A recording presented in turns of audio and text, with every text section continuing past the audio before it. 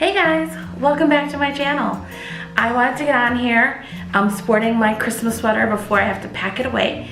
But I recently did a video where I've kind of talked to you how to build your budget. So what I'm gonna do in this video is walk you through my process, show you my spreadsheets, and then show you how I'm setting up my 2019 budget planner. I also wanted to just make sure everyone is clear. It doesn't have to be perfect this first time around. The idea is to really kind of understand where you are, create a plan, see if you can stick to it. It might not be reasonable. That's okay. You'll get to try again next month. And you'll keep trying again and again and again until it works for you.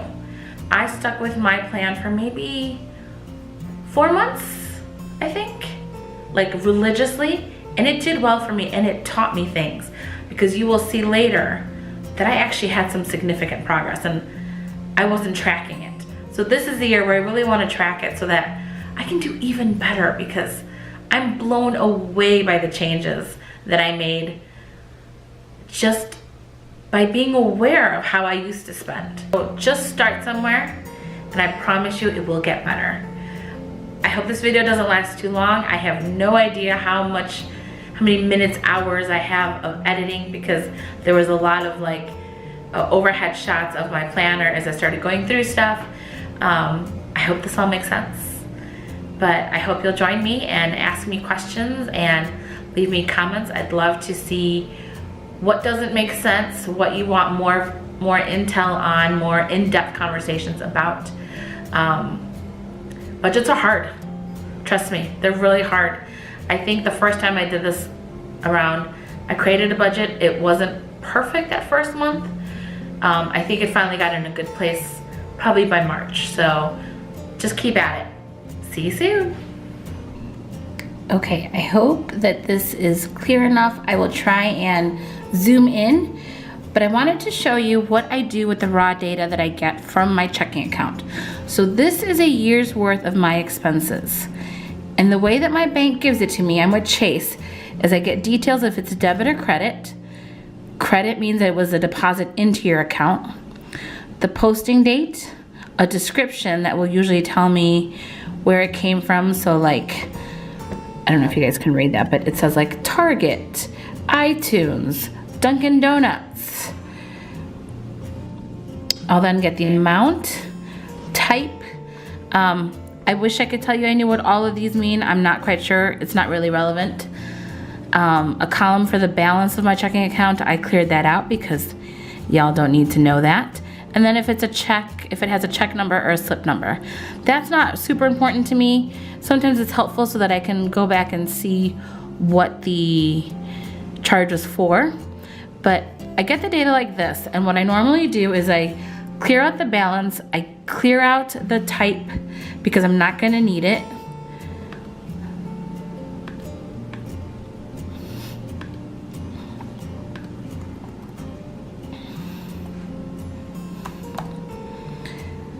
And then what I usually do is I sort the entire document by the first column, debit and credit, so that I've got the credits at the beginning, and I delete all of those just so that I don't confuse them as spending. So those are usually like my paychecks coming in, any sort of other deposits I may have made that people may have given me a gift, or they owed me for covering them for something. So I just get rid of those. I don't even take those into account because I'm just trying to get an idea of where I am budget-wise. So I get rid of the credits. I'm only left with the debits, and then I start sorting them. So let me go to my sheet that's actually sorted. So that first page that I just went through used to be in this first tab. But then what you'll see is I've got a slew of tabs. And these are all my budget categories. This is one of those videos where I said you need to start thinking about how you're gonna split up all your spending throughout the year. I got lucky. I had a little bit of practice having done this already once. So I already had my list, and I will share my list from last year. Every single thing that used to be on that main sheet has now been put into one of these categories. So this is my pet category. So these are all of my transactions that I've had all year for pets. And then what I do is I add everything up so that I get a final number. And so that means that I spent $545 on Charlie this year. And did you see this guy that says pet? This was the type category. I call it the budget category because what I end up doing is I do a lot of online shopping, and there's like a slew of Amazons, PayPal, Etsy, that could be anything, right? So these are 3 Amazon things. I went through my search history. So you'll see it's January, July, and October. I bought things for a pet. And so those go in this category. So it's helpful to have that column. You don't need to do it for everything, but for stuff where like, it's just a generic sort of statement like Amazon.com, so you can go back and see where it should go. But what you'll see is, so I spent $545. What I do with that number then is I divide it by 12 to get an average monthly amount that I need. Obviously, you don't always spend that amount in 1 month. You could have like a vet visit and cat food, so 1 month could be a lot more, but this is how much I anticipate spending within the year. So I'm just gonna divide it by 12 to figure out how much I should be putting aside each month for pets. And I'm gonna show you how that impacts building your budget next. Okay, in 2017, or I guess for 2018's year, for this past year, these are the budget categories that I decided to go with. And in order to build my budget, I had to go through that entire process of figuring out about how much I'm gonna spend per month or save per month for each of these categories. It was based on my spending from the year before. So what is that? How do you build your budget then? So these are the things I need to be saving for. But I have a certain amount of money that I get every month, right? So you need to figure out what your average take-home pay is per month. So what you actually bring home. So not what don't do your annual salary divided by 12 and think that's what you bring home because they take out taxes. What actually gets deposited? And then what you're gonna wanna do is you're gonna wanna put for each one of these, figure out what your average spend was from the past year. So let's say for car, your average spend was, I don't know, $100 per month. For a hobby, let's say it was another $100 per month. Eating out, let's say you're terrible, $200 per month. So you do that all the way down, and what you're going to do at the end is add all these up. Let's just say that this equals $3,000 per month is what you wanted, but your average take-home pay is $2,500 per month, and you want to create a savings goal and things. So you're gonna have to make some changes on these guys, right? So what you spent last year on eating out, maybe you're gonna slash that down because you're gonna cook more at home and bring that down to $100 per month. And you're gonna slash down, you're not gonna go get manicures every week, so you're gonna cut that by another $100 per month. And you do that so you get underneath this number. And that is gonna be the budget that you're going to work with. Now, what did I end up seeing for myself? I realized for me that eating out, I had lumped in coffee runs and eating out together. I needed to add a new category. Let me see if you can see both. I needed to add a new category just for coffee. I needed to see how much I'm spending on coffee per month, and that was a scary number to see. I also started an Etsy shop this year, and while I haven't made a ton of money on it yet that would impact my taxes, I do need to start keeping better track of what I'm spending, what I'm bringing in. And there were some supplies, and that's gonna vary depending on sales and volume, so I needed to create a category for that. I also needed to create a category for government fees. And this was just an unusual year for me. I needed to get a passport. I needed to renew my new license. I needed to get a copy of my birth certificate. I'm also gonna put taxes in here because I did not account for them in last year's budget. So it kind of caught me off guard just because I had planned for every penny of my take-home pay to go somewhere and I didn't have money set aside for taxes. So that's where I'm gonna put that kind of stuff. Obviously, this year was very different, very unique year where I spent a lot of money on that kind of stuff. Next year, for 2019, I only need to account for my license plate sticker, my city sticker, that's for my car. And that's if I wanna put them here. I might put them under car.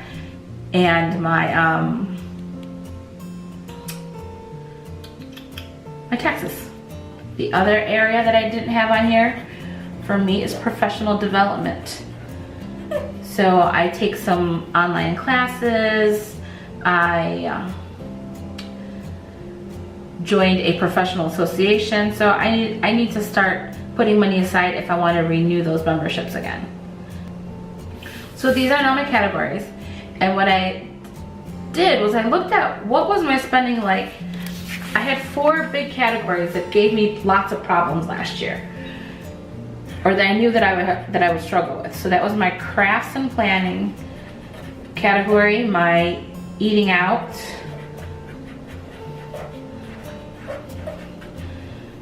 my groceries, and shopping. And what I mean by giving me problems, I mean I don't really know how much I spend on any of these, or didn't when I decided that these are going to be the 4 I wanted to focus on. I knew that I spent way too much money on crafts and planning and general shopping. I knew that I spent a lot more eating out than I did on buying groceries. So I wanted to take stronger control of these guys. And what we'll talk about next is the Dave Ramsey cash envelope system, but these are the 4 that I focus on trying to pay in cash. So I set a budget on how much I would limit myself for each of these categories each month. I would pull out that cash and I would carry around that cash for these categories. I could not use my credit card for these. But I will show you. So I kind of fell off. I wasn't very good about documenting. But this was, so in 2018, my crafts accounted for 12.1% of my take-home pay. That's insane. Eating out was 10.3%. Groceries, I mean, this is just pathetic. 1.4%. I am never cooking, and I need to for my health. And shopping, ugh. I mean, and this is all sorts of stuff, clothes and furniture and house toys. Oh, I guess this is 2017, sorry. 2017. 2018, I was really good for about 4 months on being meticulous about only carrying around cash. But eventually I started just using my credit card, and I think that I had learned enough principles that I was kind of aware of being careful with these categories, but I wasn't hardcore. But I have to say, I'm a little shocked to see some of the numbers here. So my crafts and planning this year only accounted for 6.8% of my budget, take home pay. That's a huge difference. The one that pisses me off is eating out. I made no progress. I actually got worse. Groceries only went up by 0.2%. So we need to flip these guys. I should be spending more on groceries, which means I'm gonna eat better than eating out, because that's just unacceptable. Shopping did go down a little bit, but I'd like it to go down more. But this was huge. I mean, this guy here alone is massive. That's a huge difference for me. I spent a lot of money there and a lot of money there, and it's just really nice to see that even though I may not have been meticulous about tracking it, I was aware that I had made this decision to make some changes in my spending habits there. So with saying all that, what this means is it's now time to really get nitty-gritty about the budget.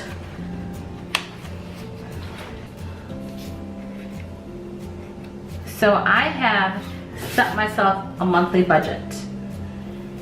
I'm not going to tell you the number just because I'm weird. That seems a little weird for me. But I'm going to focus on 5 areas that I'm going to do cash only again. And this time I want to try and stick through it all year. I'm going to stick with my crafts and my planning, my eating out. I'm also going to put coffee in this category because it was before. My groceries and my shopping. Everything else seemed to do okay in the system that I have. So these all have a number, and that means at the beginning of the month, I'm going to take out that cash. Or you take half with the first paycheck and half with the next paycheck, and set it aside. I'm going to create cash envelopes. Now, the thing about cash is you can go ahead and use all that cash. Let's say I gave myself $300 for the month. If I want to use it all on groceries, that's fine. It just means that there's no money left for these guys anymore. So those are the consequences. You can dip into them. I do separate it out by specific amounts. And if I have to dip in, I will make a choice on what I'm going to give up for that month. But just, you know, these are going to be cash only. And then what I'm going to do is create a sinking fund. So that is a separate checking account from my main account. And these are for things that I'm anticipating paying for throughout the year, but it may not hit every month. So this is going to be things like my car maintenance. And here, I'll put a square on that one. It's going to be things like donations, entertainment, my gas. Yes, it's going to be every month, but I don't know what the amount is going to be every month. Gifts, beauty, my home maintenance, health, parking, pet, travel, postage, bank fees, my Etsy shop,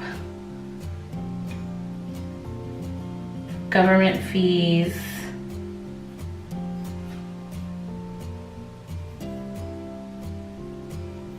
I think I'll put professional development. I think I will also put that here because I'm not sure of the amounts. These are going to go in a sinking fund, it's called. And what happens is, I may have decided, like I said here, that I need $100 per month for car stuff based on what I spent last year. So every month, I'm going to put $100 into the sinking funds that are going to be attributed to car. And whatever I said for donations and entertainment. It's all going to go into the same account. For me, it's literally a second checking account that I can pull money into my main account. I don't even know the PIN number for that account. I can just access it to transfer funds. The reason you put it aside is because a lot of these things, you're not quite sure how much money you're going to spend, right? So I might decide to get my nails done twice and a haircut in January because it's my birthday. But I may skip months before I go do that again. But every month I'm going to be putting in, I don't know, $30 a month, $40 a month for what the average annual amount was that I spent, or that I decided. And that is where I'm going to pull the funds to pay for that. And I know that this is kind of hard to understand, but trust me, this will rock your world once you get into groove. There are many things that I'm just going to leave in my main account because those are things that are going to come out regularly. They are still going to vary a little bit sometimes just because, like, utilities. So utilities, my rent, my student loan, my subscriptions. So these are things that are coming out monthly. I know that this one's going to vary depending if you're on a budget plan or not. But you kind of get an idea of how much roughly you're going to be paying for the most part. So I just put that money aside and that stays in my main checking account. So I've got Checking account number 1 is for my monthly regular stuff.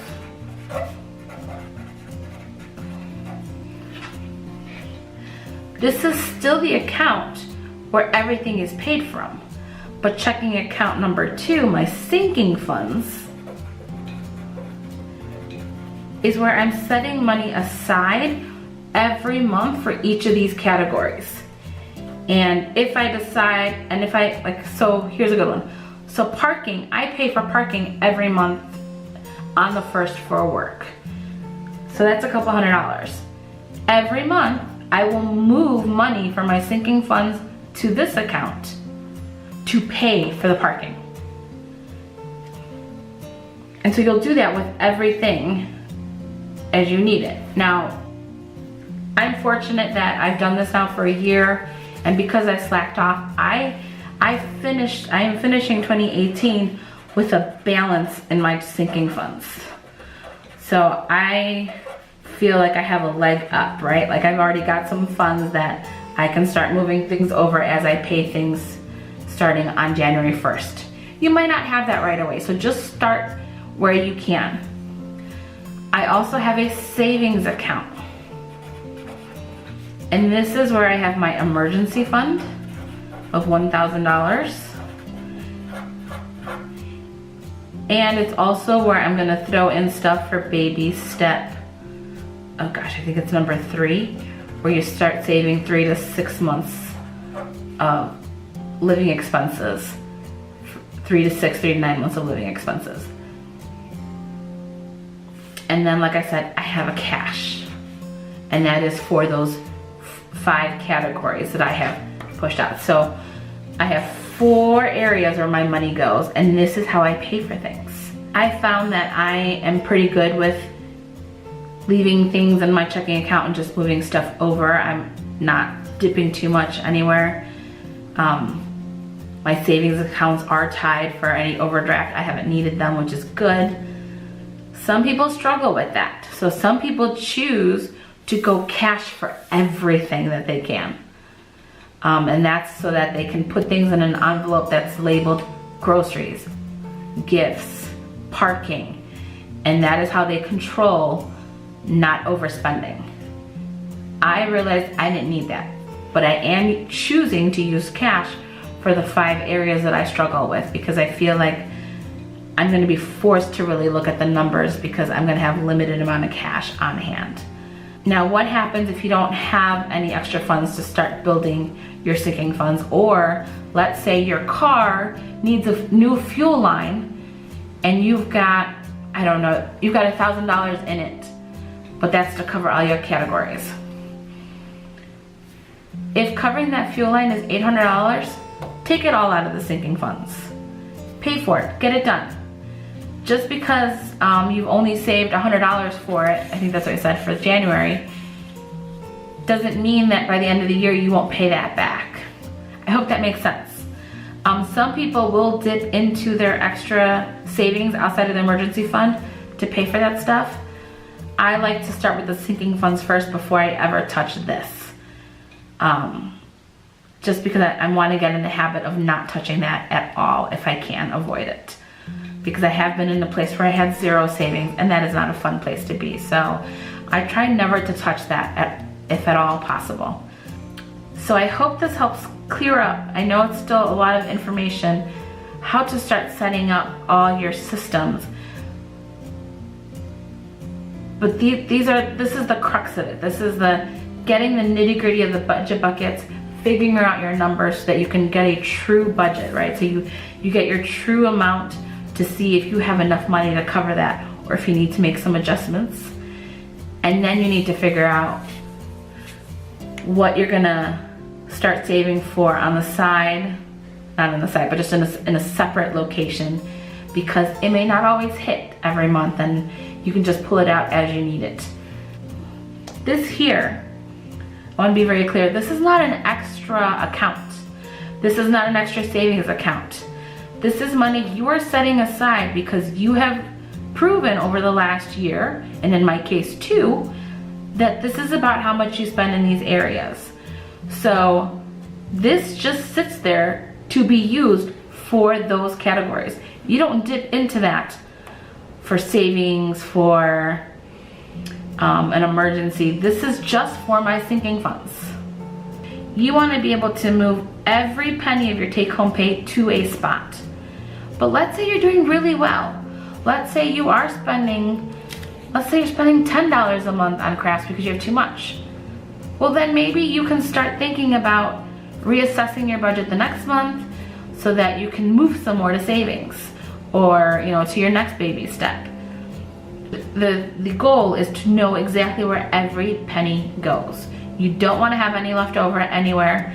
I struggle with that because I have been without a job without savings, and so while I'm still working on baby step number 2, which is paying off my debt, I am also trying to have a little bit extra, and I'm throwing money there just to start building that pool so that if anything ever happens again, I never feel like I'm sucker punched again, and I can just stay on my feet and move on to the next. But that is not a Dave Ramsey rule. He would tell you to throw every penny there first. But my debt is at $50K for student loans. That's gonna take several years. I want a little bit more stability here in case anything ever happens. So I'm kind of tackling these two at the same time, but really focusing on that, but kind of throwing anything extra over there so that starts building up too. But just so you know, that is not Dave Ramsey approved. This is the Nuvia method. But there you have it. I will walk you through my planner next. Just wanted to walk you through this step first, but I will show you how I'm gonna set up my planner to track all this stuff. I am using an Erin Condren Deluxe Monthly Planner for my finance planning this year, and I accidentally bought the big one, but I'm actually kind of excited to have bought the big one. But the first thing I want to do is, in the first inside cover, I'm going to write down when all my monthly bills are due.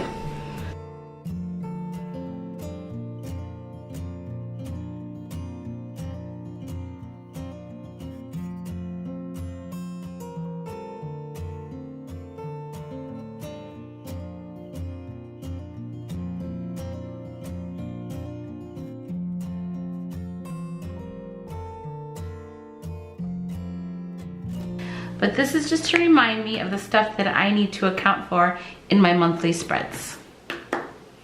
In this spread, I want to start tracking my annual expenses along with my income.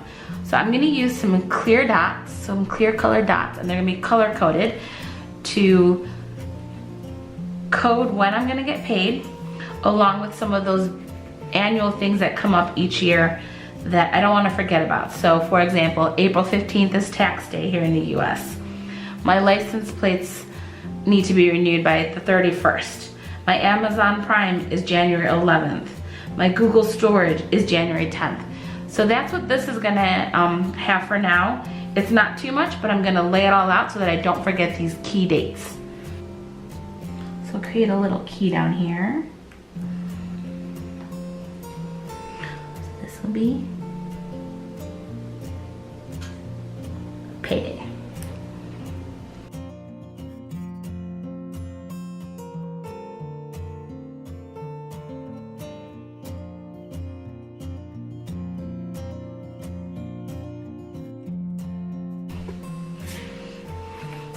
All right, so there you have all of my annual expenses. So these are things like my taxes, my license plates, my yearly subscription to Real Simple, my Amazon Prime. So this is just to remind me when I hit that month to account for that extra item in my budget that isn't in like that regular monthly budget, right? These are things that hit once a year, twice a year. People who own property put their taxes on here. HOA fees, I'm not sure what those all are, like association fees, I guess. Things like that. So this is just a great place to put that. On these next two pages then, I am still going to label these 12 boxes by month. And then what I'm gonna put on here in these is things that I know are coming up or that I want to remember that might impact my budget. So for example, in February, it's the Chicago Planner Conference. I'm gonna be paying for hotel that month. I'm gonna be paying to buy goodies that month. June is my dad's birthday, so things like that. So things that may impact, that you may need to plan for differently, will go here. So there are things that you want to remember to consider when you're developing your budget for that following month. So I will be back with this once it's done. This is what I would look at every month. So every month I would first look at what are some of my annual expenses. So in January, do I have to think of anything that's not in my budget? Oh yeah, I've got to pay for Google storage. I have to pay for my annual Amazon Prime. And then I have to remember that I've got some big birthdays for 2 friends and then another friend's birthday. So there are 3 birthdays that I need to account for, including my own. So that's how you would use these when you set up your budget. And I will show you how I'll set up January once I get there. What I want to do in this first page here is kind of lay it out to go over, because the way that this is set up, you've got this blank line page, you've got your monthly calendar, and then you've got a couple of other pages. So what I think I want to do on this first page here, I think I want to do a quick overview of where I ended up last month. So where did my sinking funds end? Where did my student loans end? Just kind of give me an update on my goals. Do I have any upcoming calendar items? So pull the notes from here, and here, so that I can account for them. Any notes, things that I want to learn. So I think I want to put a big focus on eating from home. So like some tips on how to stick to my goals that I have for the year. But that's how I'm going to use this page. Then I'm going to lay this out, and here I'm going to put all of my bills, and I color code them with a system that Gen 4 has on our site. They're color coded, where green is income that comes in, blue is what baby stuff I'm working on, pink is any automatic payments, and purple is, I think it was pink or purple, one of the two. You can do it as you want. So there's 4 colors. Pink is either automatic payments or money that I have to physically move, and then there's purple for the other one. And then these next pages are going to be for my notes. So I'm going to set up these couple of pages and I will be right back. I don't want to bore you with a speeded up video because it may take me a while and I don't want to have to edit through all that. I'm going to use this page to first start with doing an overview of the month before. So where did I end up? What's in my savings? What's in retirement? What's my credit score? What's my net worth? I do those 2 on purpose. So for a long time, my credit score was in the crapper. It's not where I want it to be, but it's so much better than it's ever been. And it's gonna take me a long time to get it up because I have high debt. Hopefully it'll do another big jump this year just because I've been really good about paying on time, everything. But it's really just not moving because of my high debt. Net worth is what all of us should really be most worried about, according to Dave Ramsey, and it does make sense. Net worth is your liabilities, your assets minus your liabilities, meaning how much do you have, how much cash do you have on hand minus how much do you owe. That is your net worth. So I'm still in the negative because of my high debt, but it's gone down about $10,000 from last year. So that's huge. I think over here I'm gonna put any extra income that I may have. So I've mentioned that I have an Etsy shop. So I'm gonna list here if I end up getting any sales, or I don't know, if I sell off some stuff to a friend, just like at a meetup or something, a planner meetup, just because there was extra supplies. Write it down so that I see it and make a plan for where that needs to go. I'm gonna set some goals for January. I haven't quite decided what they are just yet. I have a couple of ideas. I want to keep it manageable. I'll probably just pick 1 or 2 goals and see if I can stick to them. This is gonna be where I'm gonna list the stuff from those other pages. So do I have any annual expenses that I need to account for? Are there any special expenses, events that I need to remember so that I can plan accordingly in my budget? And then I think I'm gonna use this section for any sort of motivational quotes. I think there's a lot of really fun finance memes and just really good sayings that will remind you of why you've stuck to your goals. So, you know, it may be funny, it may be just truth, it may be notes from a book that I may read, but that's how I'm gonna lay it out. I'm gonna spend some time doing that, so I'm not gonna put my numbers just, you know, because it's a little sensitive, but I will make this section so you can see it.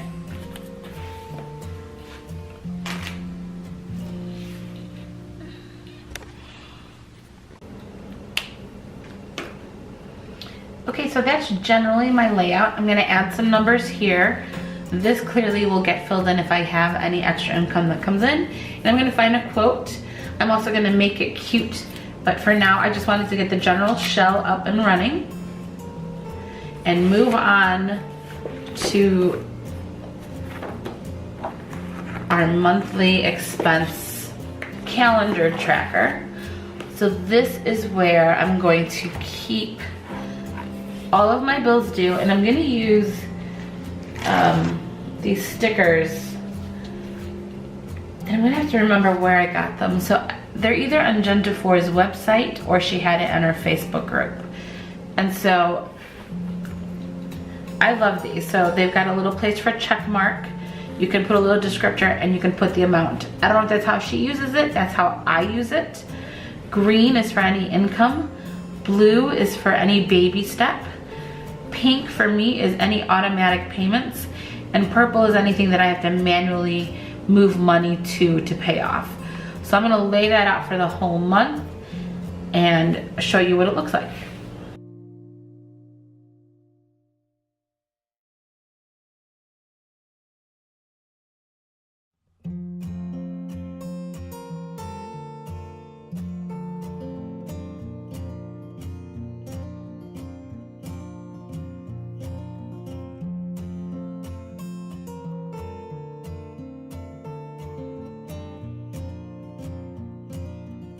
But this is my monthly layout. And so what you're gonna see, and I forgot that I actually also did set this up for my checking account. So green is when I get paid, any income. If I do any sales from Etsy and it deposits on a Monday, I'll add those on here just so that I know that that was extra income. Purple means that it's automatically set up. I have a couple little things that I forgot were in here, so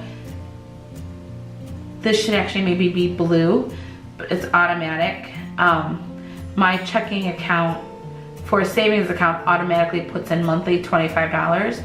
But then a long time ago, and I'd forgotten I was doing this, I set up for it to pull $20 every Monday and put it to my savings. And it's just become routine, so I don't even realize it's happening, and it just helps add to my savings account. Pink, like I said, are things that I have to physically do. So my landlord still takes checks, so I have to write a check. Parking, I should probably put on automatic, but I don't. Just because I could decide to cancel it at any time. And then with ComEd and people's gas, I'm not on the budget plan, so it varies month to month. So I like to kind of see it and touch it and move the money as needed. Now, when you're looking at your budget, if you're still at the point where you're living paycheck to paycheck, this is how I recommend you start looking ahead. So I got paid this past Friday. So I need to add up all these guys here up until this date and make sure that I'm bringing home enough money to cover all this stuff. If I'm not, perhaps I need to talk to one of these billers and see if we can move my billing date to the next pay period so that this paycheck covers them, or maybe I need to do without it. I do look at this number all the time and it makes me cringe. This Comcast number, that's my internet, my cable, and my phone. And I keep telling myself I can do without it, but I can't cut the cord yet. But that could be like one of those things where you can maybe make some changes and go down to just internet only, and maybe that would free up enough money. I may put in some notes about people's birthdays just so that I can see it all on one page, but I'm not quite sure yet. For right now, this is just bills and I check it off as they're paid. Okay, so after you set up your monthly spread, these next 2 pages are going to be my sinking funds tracker. So this is going to be my listing of my categories. I'm going to put my balances in it. So I mentioned earlier that I still have a balance from last year because I wasn't really good about moving money. So I'm going to start with a balance, which is awesome. So I'm going to need to put some money in each of these categories. And then I'm going to have a plus or minus column. And that'll just help you determine what your final balance is for the next year. This page here is going to be my sinking funds tracker. So this will help me just kind of jot down every transaction. And we'll see how long I actually do that for. I'm really not good about doing that kind of stuff, but it'll be good so that it'll keep me focused on what I'm spending. And then I think that what I'm gonna do back here, maybe those are just the only 2 pages, because I don't know how many pages I need for that. And there's only a couple more pages before you start the next month. So this is just gonna be a tracker. I may change that. I may decide I don't need to do that and use this for something else. But for the month of January, where I'm really trying to focus on making sure that I cut down some of the spending on some key areas and increase spending in other areas like groceries for my health, I want to keep track of that stuff.